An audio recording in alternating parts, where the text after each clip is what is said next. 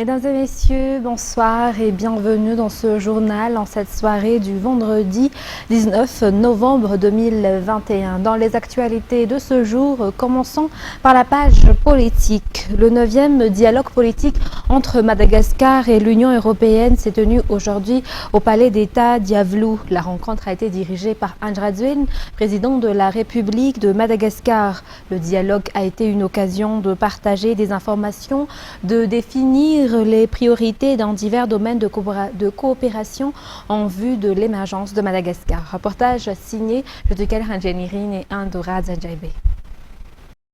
Le président de la République et le Premier ministre Nsa Christian, ainsi que 11 membres du gouvernement, ont fait face aux représentants de l'Union européenne, menés par son ambassadeur, Giovanni Di Girolamo, durant le 9e dialogue politique au Palais d'État d'Iavlou aujourd'hui. Il a été discuté les domaines de coopération entre l'État malagasy et l'Union européenne, une coopération qui n'a cessé de se raffermir durant ces 60 ans. Nous partageons le même attachement pour les valeurs démocratiques et républicaines qui contribuent grandement au renforcement de nos relations. L'Union européenne a maintes fois confirmé son soutien à la vision d'émergence de Madagascar que nous portons. Et pour cela, le peuple malagasy et moi-même tenons à exprimer notre gratitude. Nos échanges économiques et nos partenariats se sont enrichis grâce à des dialogues réguliers, mais surtout des programmes innovants et structurants. Je demeure convaincu que nous avons beaucoup à construire ensemble, tellement les défis sont nombreux et les potentiels de Madagascar immenses. Et ce, dans tous les domaines de l'économie, du capital humain, de la promotion, de la bonne gouvernance, des infrastructures, de l'énergie et de l'environnement.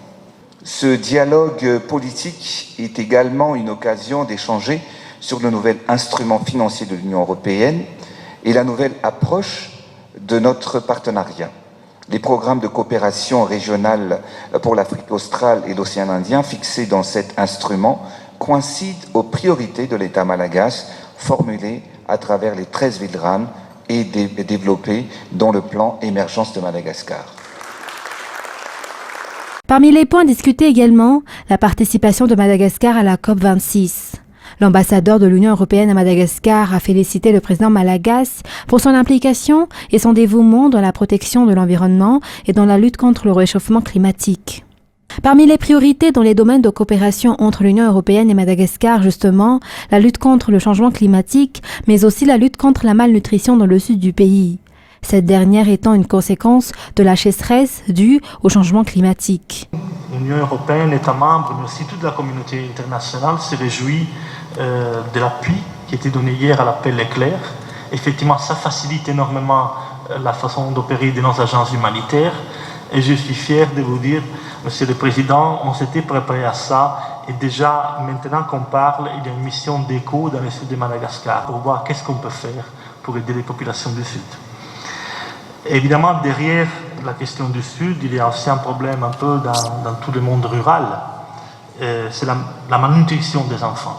Pour éviter une tragédie, au fond aussi le gaspillage de vie humaine, mais aussi des potentialités humaines, notre engagement, évidemment, dans l'agriculture, dans la transition agricole, qui peut permettre à la population malgache de bien nourrir ses habitants, on est là et comptez sur nous pour ça. Concernant toujours cette coopération entre Madagascar et l'Union européenne, Madagascar a déclaré sa reconnaissance suite aux réformes apportées dans l'accord post-Cotonou qui renforce la coopération entre les pays de l'OAE-ACP ou Organisation des États d'Afrique, des Caraïbes et du Pacifique et l'Union européenne durant ce dialogue politique, le 3e durant le mandat du président Andraduin et le 9e dialogue politique depuis la coopération entre les deux parties.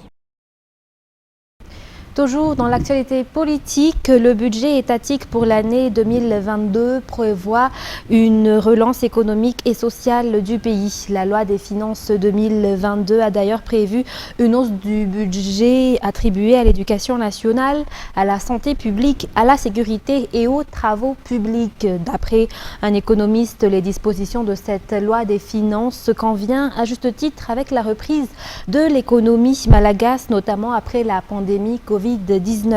En outre, cette loi envisage également une maîtrise de l'inflation ainsi qu'une augmentation du PIB malagasy. C'est Sylvain, Kevin Ravounerson nous en dit plus. La loi des finances 2022 prévoit 14 430 milliards d'ariars pour le budget étatique, dont 11 143 milliards d'ariars alloués aux dépenses ministérielles et des administrations publiques.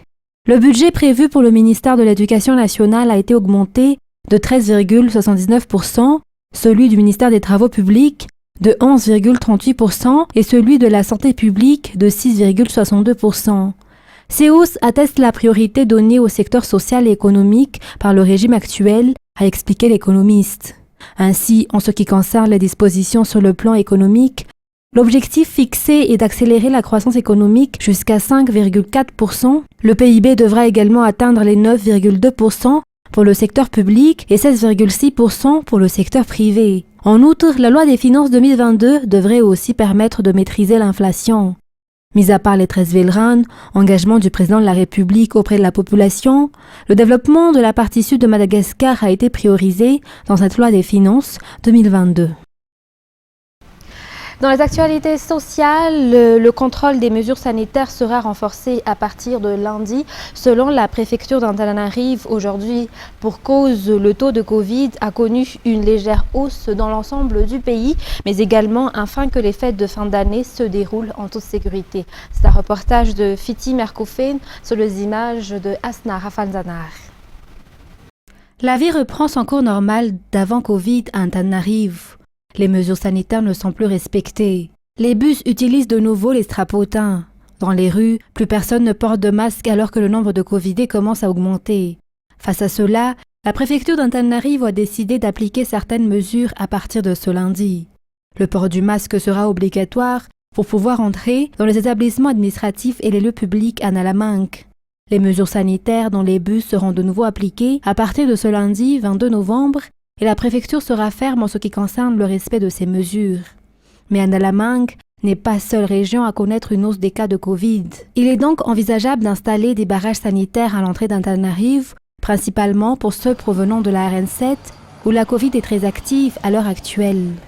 Le préfet d'Antananarive invite donc tout un chacun à rester vigilant et surtout à respecter les mesures sanitaires mises en place afin de se protéger et de protéger son entourage, mais également afin de passer les fêtes de fin d'année en toute sécurité.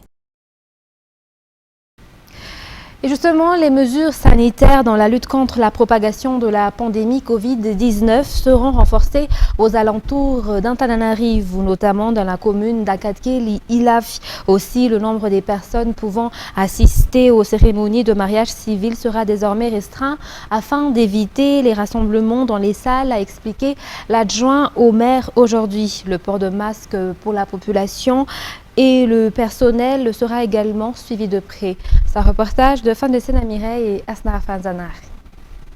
La restriction du nombre de personnes pouvant assister aux cérémonies de mariage civil au sein de la commune d'Akatkeli-Ilaf sera effective à partir de demain. Alors que plus de 75 personnes pouvaient assister au mariage civil dans cette commune auparavant, désormais ce nombre sera réduit à 45 selon le nombre de sièges disponibles dans les salles. Ces mesures ont été prises suite à la hausse du nombre des personnes atteintes de la Covid-19. Le respect strict des mesures sanitaires, telles le port des masques et le lavage des mains, sera suivi de près et la distanciation sociale d'1 mètre doit être respectée dans la commune. La réhabilitation de la route nationale numéro 7 est en cours actuellement entre Antsirabe et Ambouche, selon le ministre des Travaux publics, hier durant sa descente dans le district de Faratsiou pour voir l'avancement des travaux de réhabilitation de la RN 43. Les travaux ont été accélérés car des retards ont été constatés. En outre, la réhabilitation de la route reliant Vinaninouni à Ambouchadam dans le district de Faratsiou a été également lancée officiellement hier. Reportage. Les travaux de réhabilitation de la route reliant Sambaïn à Faratsiou ont débuté il y a 4 ans. Durant ces 4 années, seulement 60% des travaux ont été effectués, une des raisons pour laquelle le régime actuel a pris en main la suite des travaux. Auparavant, le trajet entre les deux communes se faisait en 3 heures, maintenant 45 minutes suffisent. Les habitants de ces localités ont fait part de leur satisfaction étant donné l'état des routes actuelles. De plus, le ministère des Travaux publics a pris 3 mois pour faire les travaux et ces derniers seront bientôt achevés. Selon le député élu dans le district de Faratsiou, les habitants et les autorités se sont donné la main pour faire des travaux de fortune pour que la route soit praticable, surtout en saison des pluies, mais cela ne durait pas.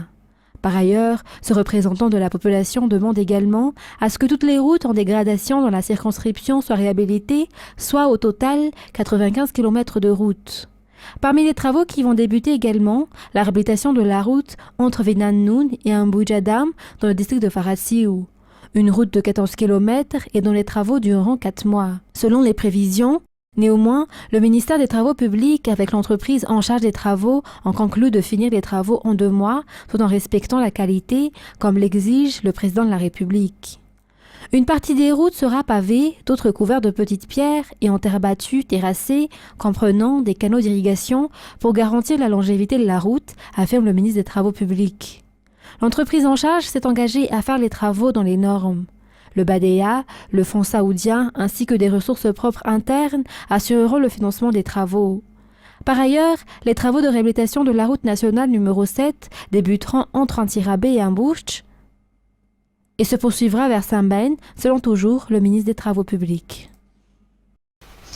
Parlant environnement, le symposium international portant sur le thème de la biodiversité et la santé intitulé « Agissant ensemble pour la biodiversité et notre santé » a officiellement débuté ce jour à Mahazang. Il s'agit d'un événement patronné par le président de la République. C'est également une occasion d'échanger et de sensibiliser les différentes parties prenantes sur la valeur de la biodiversité et son rôle sur la santé humaine. Il s'agit également de renforcer les échanges et les connaissances pour faciliter la prise de décision et la formulation des politiques de gestion durable de la biodiversité. Enfin, ce symposium permettra de valoriser les connaissances locales en mettant en exergue les rôles de la biodiversité sur la santé.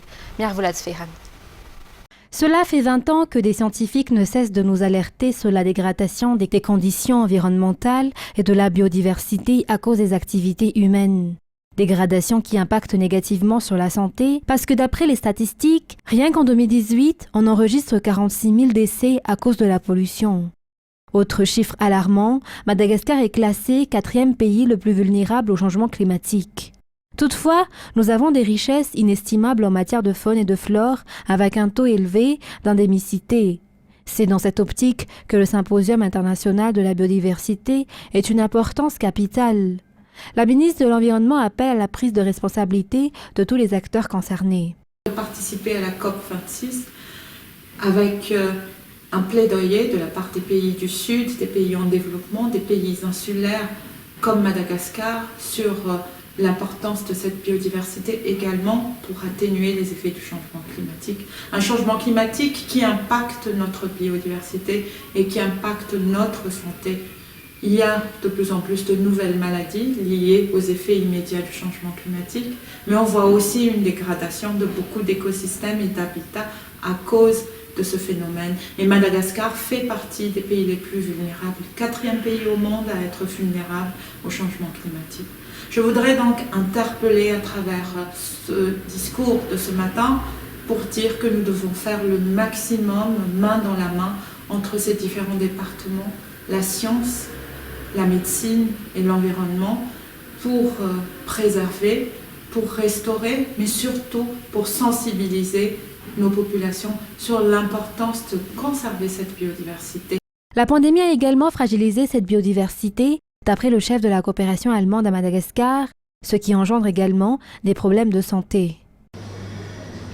Aussi, vous savez, Madagascar se trouve aujourd'hui, comme tant d'autres pays, dans une situation socio-économique assez fragile suite à la pandémie. Et malheureusement, cette situation se traduit trop souvent encore par une gestion illégale ou une mauvaise utilisation des précieuses ressources, ce qui engendre des problèmes sur la santé, sur la production agricole et sur la vie des gens. Ce symposium de la biodiversité est donc une occasion pour tenir des échanges entre les experts en matière environnementale, santé et médecine, sciences, ainsi que des experts internationaux qui participent activement à ce symposium. Le but étant de mettre en place une nouvelle politique pour préserver la biodiversité et la santé. Une vision qui poursuit les efforts menés à Glasgow, mais qui s'inscrit également dans le cadre de la politique générale de l'État concernant la santé pour tous et la gestion durable des ressources naturelles. Toujours dans les actualités sociales, plusieurs quartiers de la capitale ont encore dû faire face à une panne de courant. Aujourd'hui, l'un des pylônes conduisant une ligne à haute tension provenant de Manjak, qui alimente le réseau interconnecté d'Antananarivo, a en effet été coupé cette nuit à Mardaz. Aussi, un pylône provisoire a déjà été installé sur place pendant que l'entreprise s'active à rechercher les responsables de ce délit, d'après les informations. Aniana Martina nous en dit plus. Un pylône conduisant une ligne à haute tension de plus de 63 000 volts s'est effondré cette nuit à Mardaz. À noter que ce pylône conduit de l'électricité de Manjak jusqu'au réseau interconnecté d'Antananarivo. D'après les inspections effectuées par les techniciens de la Jirama, ce jour, l'effondrement de ce pylône aurait été provoqué volontairement. Plusieurs quartiers de la capitale ont alors dû encore faire face à une panne de courant. Aujourd'hui encore, plus de 30 Fukuntan ont subi une coupure de courant intermittente, une mesure que l'entreprise a dû prendre jusqu'à ce que le problème soit résolu. L'installation de pylônes électriques à Mbutchavau, dans la commune d'Anzep, a été la solution d'urgence pour établir l'électricité. D'après les informations, une enquête a déjà été ouverte afin de mettre la main sur les auteurs de ce délit. L'électricité devrait être rétablie dans la soirée vers 17h, selon les prévisions des responsables de cette entreprise, après la mise en place du pylône électrique. Avant de passer dans les actualités internationales, restons toujours dans cette page sociale. Parmi les 3 maladies qui font l'objet de traitement dans les centres de santé figure la diarrhée, surtout dans les localités où la défécation à l'air libre est encore très pratiquée. De ce fait, la sensibilisation pour la lutte contre cette pratique se poursuit à travers des actions du ministère de l'Eau, de l'Assainissement et de l'Hygiène avec les partenaires. Menabe a été parmi les régions cibles. Reportage sur les images de Arlal. Nous sommes dans le Fukuntan d'Ambalaran, dans le district de Murundav, région Menabe. Ce quartier a été bâti sur un terrain de culture. Les habitants pratiquaient encore la défécation à l'air libre auparavant, ce qui avait eu comme résultat des diarrhées, surtout les enfants de bas âge. Ce serait contre leur culture et parmi les tabous de la population d'utiliser des toilettes. La sensibilisation de la population à utiliser des toilettes et des douches a duré 2 mois afin de lutter contre la défécation à l'air libre et éviter les maladies. Les actions ont donné des résultats positifs actuellement. La population utilise des douches et des toilettes. Le ministère de l'Eau, de l'Assainissement et de l'Hygiène, avec l'ESD Access, a appuyé la sensibilisation de la population. Selon les prévisions du ministère, 90% de la population ne pratiqueront plus de défécation à l'air libre d'ici 2023.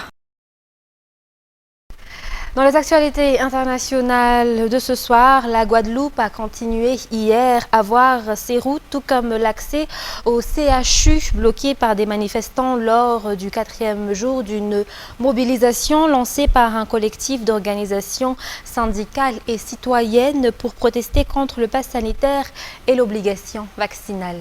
France 24 nous en dit plus. Des voitures brûlées en guise de barricades. Sur des kilomètres, palettes, pneus, encombrants forment des barrages de fortune érigés par les manifestants. Dissimulés sous leur cagoule, sur ce rond-point, les pompiers grévistes ont gardé l'uniforme. Comme de nombreux soignants, ils refusent l'obligation vaccinale. On a une population qui à 70% refuse les injections. Il faut entendre et revoir et pouvoir avoir cette capacité de revoir sa copie. On trouve ça criminel en fait de la part de ceux qui nous dirigent, de nos autorités. C'est le jeu du chat et de la souris entre les forces de l'ordre et les manifestants. À peine les barricades démontées par la police, d'autres sont érigées un peu plus loin.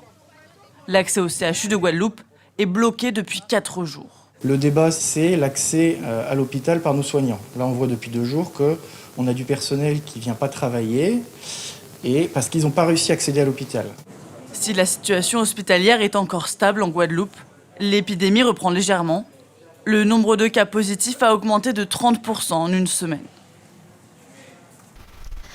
Les migrants d'un camp de fortune à la frontière avec la Pologne a été relogé hier dans un centre logistique à proximité.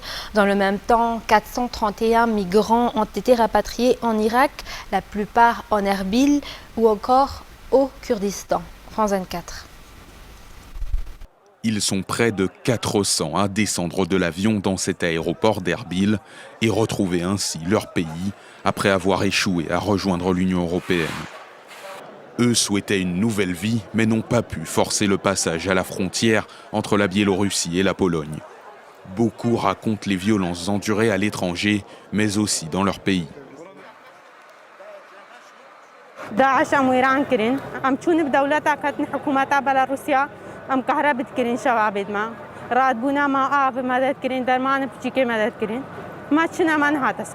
L'Union européenne accuse Minsk d'instrumentaliser les flux migratoires.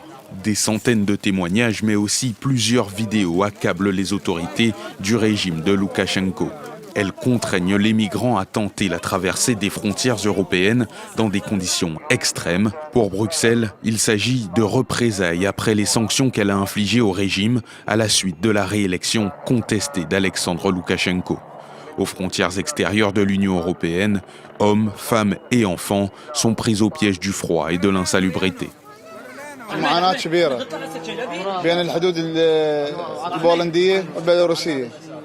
الجيش البيلاروسي ياخذك يقول لك راح اعبرك على بولندا هو بالعكس ياخذك يعبرك على ليتوانيا وياخذ الشيم كارت مالتك ويشمرك بالغابه ويقول لك تروح بعد تموت تعيش مشكلتك يعني. Environ 7000 migrants, la plupart en provenance du Kurdistan irakien, se trouvent actuellement en Biélorussie, selon Minsk, dont 2000 à la frontière polonaise. Jeudi, la Biélorussie a évacué les principaux camps de la zone, ce qui pourrait ouvrir la voie à une sortie de crise. Pour terminer ces actualités internationales, Angela Merkel a annoncé hier que l'Allemagne allait introduire de nouvelles restrictions pour les non-vaccinés contre le Covid-19, alors que le pays fait face à une flambée inquiétante des contaminations. La chancelière sortante a également ouvert la voie à une obligation vaccinale des personnels soignants. France 24 toujours. En Allemagne, les hôpitaux ressentent déjà les effets du rebond épidémique. Les chiffres des contaminations quotidiennes atteignent des sommets, près de 53 000 nouveaux cas ce mercredi. Une augmentation d'un tiers par rapport à la semaine dernière. Die gegenwärtige Pandemielage in Deutschland ist dramatisch, ich kann es nicht anders sagen. Die vierte Welle trifft unser Land mit voller Wucht. Ce jeudi, une réunion entre le gouvernement et les dirigeants des 16 Länder devrait aboutir à de nouvelles restrictions. La situation s'aggrave également dans le reste de l'Union européenne. La Belgique est l'un des pays qui enregistre le plus de cas par rapport à sa population, avec un taux d'incidence de plus de 1100 infections pour 100 000 habitants. En réaction, les autorités donnent un nouveau tour de vis. Le télétravail devient obligatoire au moins 4 jours par semaine, de même que le port du masque dès 10 ans dans les lieux fermés. En revanche, le gouvernement exclut un nouveau confinement. Heureusement, 9 sur 10 adultes dans notre pays sont vaccinés. C'est grâce à l'effort de tous ceux qui se sont fait vacciner qu'aujourd'hui, on ne se trouve pas en lockdown. La Suède aussi se montre prudente. Un pass vaccinal y entrera en vigueur le 1er décembre pour les rassemblements clos de plus de 100 personnes. Le pays enregistre relativement peu de cas, mais veut se prémunir contre la flambée observée dans les États voisins. Mesdames et messieurs, c'est la fin de ce journal. Je vous remercie de votre fidélité. Très bonne suite de programmes sur Viva. Au revoir.